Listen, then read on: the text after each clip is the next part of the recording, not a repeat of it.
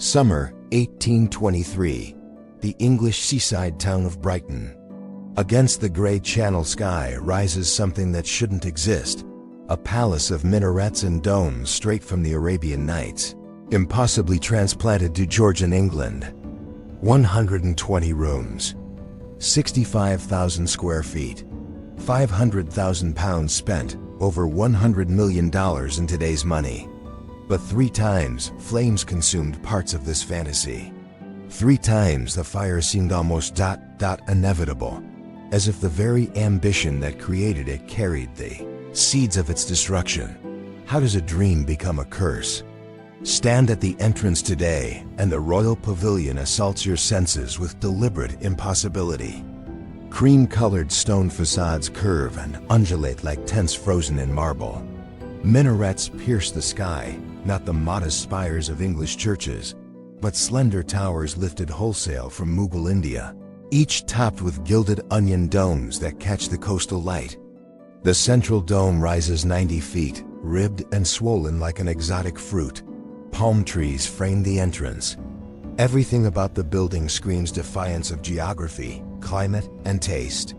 Walk inside on any modern afternoon, and you enter fever dream spaces that Victorian England called Oriental, but which belong to no actual Orient. The banqueting room stretches before you, dominated by a chandelier that weighs more than a ton, a crystal and bronze dragon holding a plantain tree, from which glass shades descend like impossible flowers. The walls shimmer with hand-painted Chinese landscapes on panels that cost a year's salary each. Red and gold lacquer catches the light.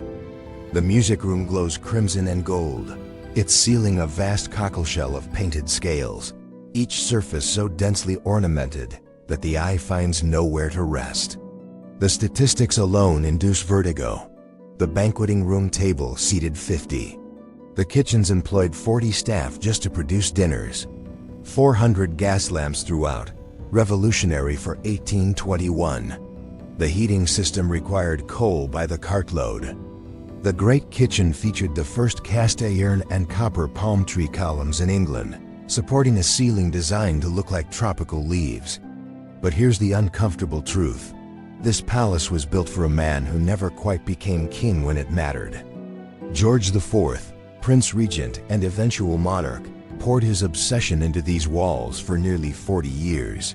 He visited Brighton to escape his father's madness, his wife's accusations, his debts that spiraled into the hundreds of thousands. He came to indulge appetites that scandalized even Georgian society: food, wine, architecture, women, spectacle. The pavilion was his refuge and his excess made stone. And 3 times fire tried to erase it. The first flames came in 1815, consuming the newly rebuilt stables. The second struck in 1823, tearing through the music room just as the palace reached completion. The third, in 1975, nearly destroyed the music room again. 2 centuries of ambition almost lost in minutes. Each fire revealed the palace's essential fragility, that beneath the fantasy lay wood, fabric, paint, gas lines, human error, and something harder to name. A kind of karmic instability. So how did this happen? What drives a prince to build a Mughal palace on English shores? And why do the flames keep returning? Flashback to 1783. George is 21, handsome, charming, and suffocating. His father, George III, rules Britain with rigid Germanic discipline. The court is dull, moralistic, stifling. Young George discovers Brighton, then just a fishing village beginning to market itself as a seaside resort for health. Sea bathing is fashionable. The air is clean. More importantly, Brighton is far from London, far from his father's scrutiny. George rents a modest villa. Within 2 years, he's buying property, expanding, planning. By 1787, architect Henry Holland creates the Marine Pavilion, a neoclassical villa, tasteful by the standards of the day. But George's tastes are evolving, inflamed by trade with the East, by chinoiserie collecting, by a hunger for sensation that Georgian propriety can't satisfy. Psychologically, George is a man of appetite without boundaries. He collects art obsessively. He eats until his waistcoat strains. Contemporary accounts describe dinners of 9 courses, the prince consuming portions meant for 3 men. He takes lovers, most notoriously Maria Fitzherbert, a Catholic widow he marries in secret, illegally, knowing the union can never be acknowledged.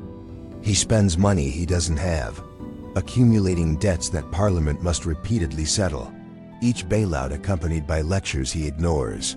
The pavilion becomes his canvas for a particular fantasy: Orientalism, that potent mix of fascination and fabrication that gripped Georgian imagination.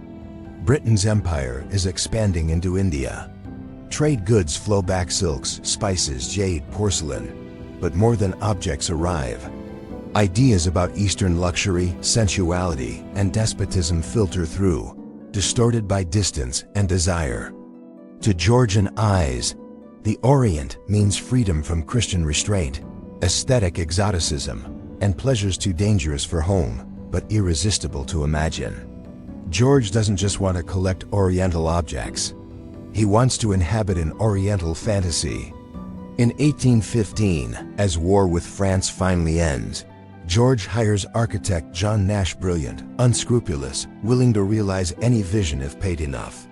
Nash looks at the Marine Pavilion and sees potential for transformation. They didn't know it yet, but they were about to create something so structurally audacious, it would fight against English weather, English building techniques, and English common sense for 200 years. Nash's design fuses Indian exteriors with Chinese interiors, creating a hybrid that never existed anywhere.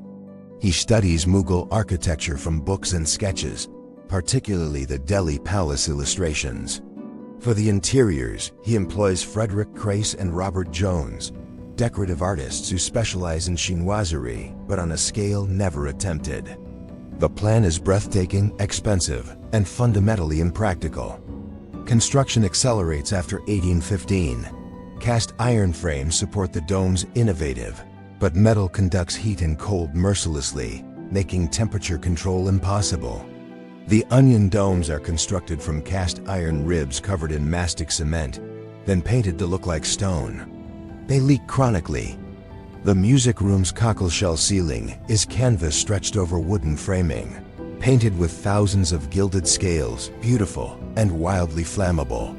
The great kitchen, completed in 1816, features those famous palm tree columns, cast iron painted to look like bronze, supporting a glazed ceiling meant to evoke tropical light. It's magnificent. It's also filled with open fires, roasting spits, coal stoves, steam, and grease. 400 meals have been prepared here simultaneously. The heat is furnace intense. Staff collapse regularly, and in 1815, the rebuilt stables catch fire. Official reports blame accident, but workers whisper about the ventilation, the gas lighting being installed throughout, the way ambition outpaces engineering. George ignores the warning. By 1820, when he finally becomes King George IV at age 58, the pavilion is nearly complete. He has spent £500,000 of his own money, over $100 million today, plus uncounted parliamentary grants. The result is undeniably spectacular. It's also structurally unstable, financially unsustainable, and haunted by the smell of smoke. Foreshadowing. In London, reformers are beginning to question royal expenditure. The king's debts scandalize an increasingly middle-class public. And in Brighton, in the music room, gas fixtures glow against painted canvas ceilings, flames dancing inches from tinder. Revelation. The pavilion is not a palace. It's a machine for consuming resources, and it never stops. Begin with the staff. On any given day when George is in residence, the pavilion employs over 300 people.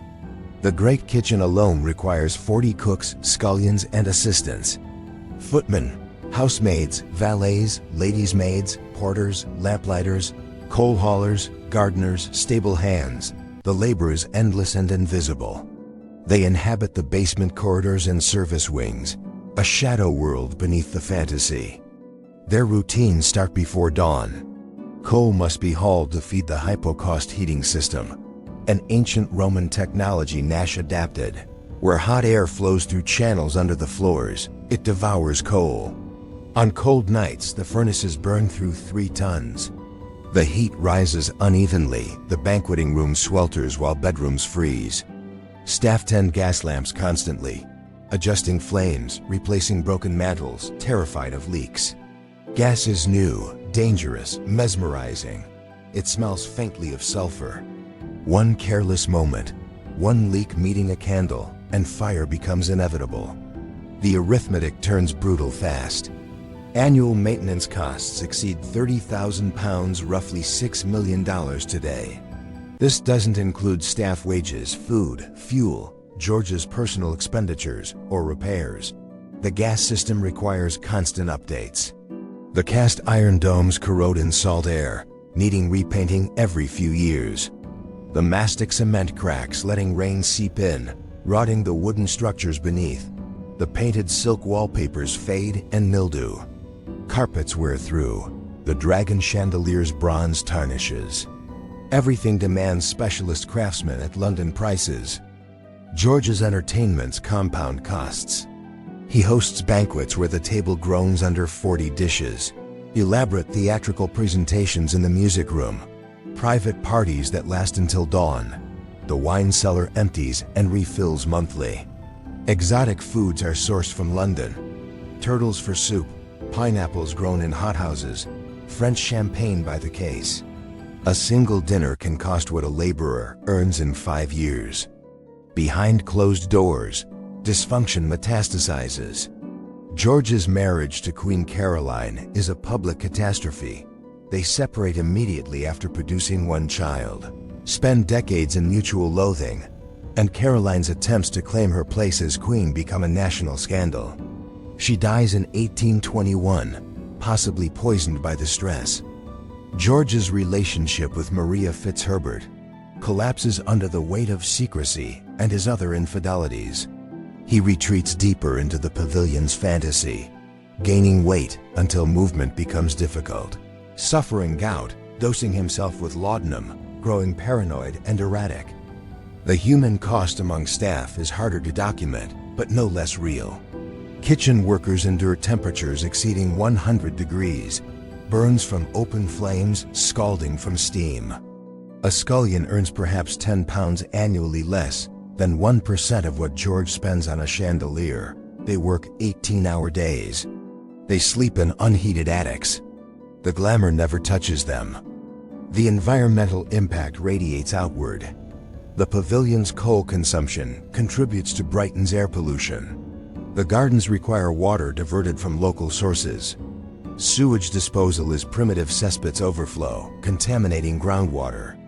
Wealthy neighbors complain about noise from royal entertainments, traffic congestion when the king arrives with his entourage, the inflation of local prices. And the social cost cuts deepest. While George indulges in his oriental fantasy, Britain is convulsing. The post-war economy struggles. Unemployment spikes. The Peterloo Massacre of 1819 sees cavalry charge peaceful protesters demanding reform. 15 die. The monarchy's popularity craters. Pamphlets attack George's excess, his debts, his moral failures. The pavilion becomes a symbol of aristocratic decadence. Then comes 1823, summer night. The music room is full of guests, candles and gas lamps blazing, the heat oppressive. The cockleshell ceiling, that masterpiece of painted canvas stretched over wood, glows from within as light refracts through the gilded scales. The air smells of wax, perfume, wine, bodies. No one notices the smell of burning paint at first. Fire starts somewhere in the ceiling structure, a gas leak. A candle placed too close, spontaneous combustion from oiled rags left by painters. Flames spread through the wooden framework with terrifying speed. Canvas ignites. The gilding melts. Within minutes, parts of the ceiling collapse in flaming sheets. Guests stampede toward exits. Staff form bucket chains, pulling water from the garden fountains, but it's hopeless. The fire brigade arrives with hand pumps, too late to save the ceiling. They contain the blaze just before it reaches the banqueting room. If it had spread there, the entire palace might have been lost. The damage is catastrophic. The music room, just completed, is gutted. Weeks of work, thousands of pounds. Nash begins repairs immediately, but now everyone knows the pavilion is vulnerable. Its beauty is built from flammable materials. The fantasy can burn. George, shaken, orders improvements to the gas system, better ventilation, fireproofing measures. But fundamentally, nothing changes. The structure remains what it was, an impossible dream held together by craft, chemistry, and luck. A building at war with reality, and reality is patient. The arithmetic has turned brutal. The question is no longer whether the pavilion can survive, but when the next crisis will strike. The turning point comes not with fire, but with mortality and money. George IV dies in 1830, aged 67, so obese and addled by laudanum that his death is almost a relief. His brother William IV inherits the throne and the pavilion, and immediately recognizes the financial trap. William is a blunt naval man, uninterested in Oriental fantasies. He looks at the maintenance bills, the impracticality of the building, the public resentment, and makes a decision. He'll use it, but sparingly. The cuts begin. Staff reductions, no more grand renovations. Let it stand, but starve it of resources. When Victoria becomes queen in 837, the pavilion's fate seals. Victoria, young, moralistic, determined to restore the monarchy's reputation, visits Brighton and is appalled. The pavilion represents everything she's trying to distance the crown from: excess, scandal, immorality, bad taste. Her husband Albert agrees. The building is indefensible. By 1845, Victoria decides, sell it or demolish it. The crisis deepens with context. Across Britain, aristocratic estates are collapsing under economic pressure. The Corn Laws repeal in 1846, crashing agricultural incomes. The rise of industrialization shifts wealth to the merchant class. Income taxes, introduced as a temporary measure in 1842, become permanent, bleeding aristocratic fortunes. Country houses are being abandoned, auctioned, demolished. Why should the pavilion be different? Brighton's town council faces a desperate decision in 1850. The Queen offers to sell the pavilion to the town for £50,000, a fraction of its construction cost, but still a massive sum for a seaside municipality. The debate rages. Demolish it and sell the materials. The building plots alone might be worth more. The interiors could be auctioned. That dragon chandelier would fetch thousands. The council splits. Demolition advocates argue fiscal responsibility. Brighton can't afford to maintain a palace. It's impractical for civic use, can't be converted to apartments, too expensive to heat, structurally unsound. Better to erase it and move forward. Preservation advocates make an aesthetic and tourism argument. The pavilion is unique, world-famous, irreplaceable. Demolish it, and Brighton loses its signature attraction. The emotional speeches invoke duty to beauty, to history, to Nash's genius. The vote happens in June 1850. By a narrow margin, preservation wins. Brighton buys the Royal Pavilion for £50,000, becoming one of the first examples of municipal historic preservation in Britain. But the victory is Pyrrhic. The town has no money for maintenance. The building sits, deteriorating. Its domes leaking, its interiors fading. Victoria strips out furniture and fixtures, sending them to Windsor and Buckingham Palace. The dragon chandelier is removed. The silk wallpapers are peeled away. The pavilion becomes a hollow shell, opened occasionally for tours, but essentially abandoned. By 1900, the building is in crisis again. Salt air corrodes the ironwork. Water damage spreads. The decorative plasterwork cracks and falls. Brighton considers demolition again. The costs are unbearable. The palace survives World War, won only by luck and neglect. No one can afford to demolish it. but no one will fund restoration.